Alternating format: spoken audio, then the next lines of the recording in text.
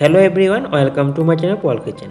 তো আপনারা তো বিভিন্ন জন বিভিন্ন রকমভাবে জলপাই আচার তৈরি করে খেয়েছেন। তো আজকে আমি দেখাবো কীভাবে মাত্র মশলা দিয়ে অসাধারণ স্বাদের জলপাইয়ের আচার তৈরি করা যায়। তাও একবার যদি খান না মুখে জল চলে আসতে বাধ্য হবে।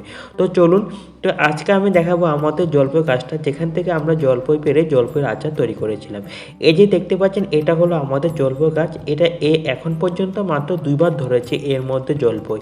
তো চলুন দেখায় আমাদের কী পরিমাণে জলপাই ধরেছে জলপাই গাছটার মধ্যে। এই যে দেখতেন জলপাই গাছটা, এখান থেকে কিন্তু দেখা যাচ্ছে না কী পরিমাণে জলপাই ধরেছে।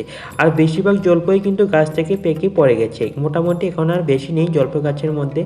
দেখাচ্ছে কী পরিমাণে জলপাই আছে এখন পর্যন্ত, জুম করে দেখাচ্ছি। দেখতে পাচ্ছেন কী পরিমাণে জলপাই, দেখতে পাচ্ছেন কতটা জলপাই আছে গাছের মধ্যে।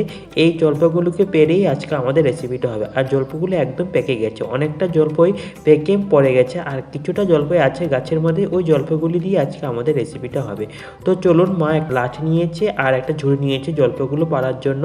তো প্রথমত আমরা মা আস্তে আস্তে করে কি করছে, জলপাইগুলিকে পেয়ে নিচ্ছে বাঁশ দিয়ে ভালো করে, এমন করে করে প্রত্যেকটা জলপাইকে আমরা গাছ থেকে পেয়ে নিচ্ছি। আর এদিকে দেখুন জলপাইগুলো কি সুন্দর করে পেয়ে নেওয়া হয়ে গেছে। এবার মা একে একে জলপাইগুলিকে তুলে নিচ্ছে ঝুড়ির মধ্যে।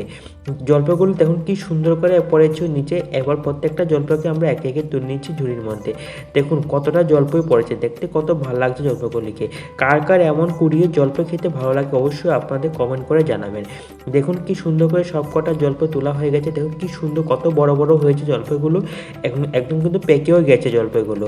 এবার আমরা দেখুন সব কটা জলপাই তোলা হয়ে গেছে, দেখাচ্ছি কি পরিমাণে ঝুড়ির মধ্যে জলপাই তুলেছি। দেখতে পাচ্ছেন কি পরিমাণে জলপাইটা তুলেছি। এই জলপাইগুলি দিয়ে আজকে আমাদের আচারের রেসিপিটা হবে। তো চলুন শুরু করা যাক।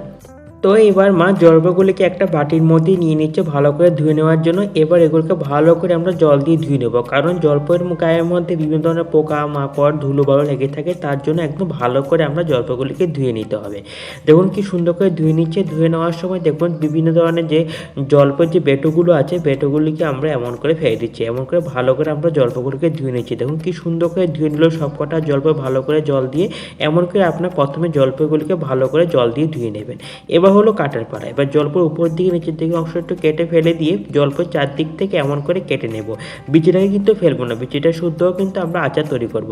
ঠিক যেভাবে কেটেছে আপনার ঠিক এমন টাইপের করে জলপাইগুলিকে কাটবেন। দেখুন কি সুন্দর করে জলপাইগুলোকে কাটা হয়ে গেছে। এবার আমরা ওভেনে একটি কড়াই বসিয়ে এবার যে আমরা কিছু মিষ্টি জিরে নিয়েছিলাম, মিষ্টি জিরেগুলোকে একটু শুকনো খোলা হালকা লালচে করে ভেজে নেব। সবসময় মনে রাখবেন আচারের মধ্যে যদি মিষ্টি জিরে গুঁড়ো দেন দেখবেন খেতে খুব দারুণ লাগবে।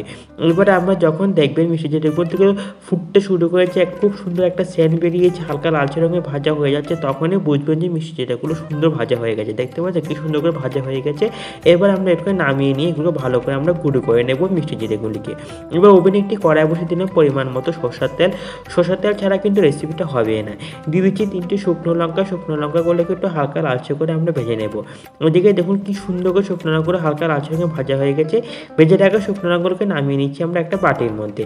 এবার যে বাকি তেলটা আছে ওই তেলের মধ্যে আমরা কেটে রাখা যে জলপাইগুলো আছে, জলপাইগুলো সবকটা আমরা তেলের মধ্যে দিয়ে দিলাম। তেলের মধ্যে দিয়ে দিচ্ছি সামান্য একটু নুনটা দিয়ে সবকটাকে ভালো করে মিক্স করে নিচ্ছি। আর এটাকে 2-3 মিনিটের জন্য ভালো করে একটু হালকা লালচে করে ভেজে নেব জলপাইগুলিকে। এদিকে দেখুন 2-3 মিনিট পর জলপাইগুলো কি সুন্দর লালচে রঙে ভাজা হয়ে গেছে, যেমন কালারটা কতটা চেঞ্জ হয়ে গেছে। এবার আমরা এর মধ্যে দিয়েছি কিছু লঙ্কা গুঁড়োটা দিয়ে সবকটা আমাকে ভালো করে আমরা মিক্স করে নিচ্ছি। এবার আমরা এর মধ্যে দিয়ে দেব পরিমাণ মতো সামান্য একটু যে শুকনো লঙ্কাগুলো ভেজে রেখেছিলাম, ভেজে রাখা শুকনো লঙ্কাগুলো গুঁড়ো করে আমরা এর মধ্যে দিলাম। দিয়ে সবকটা আমাকে আবার একটু ভালো করে আমরা মিক্স করে নিচ্ছি।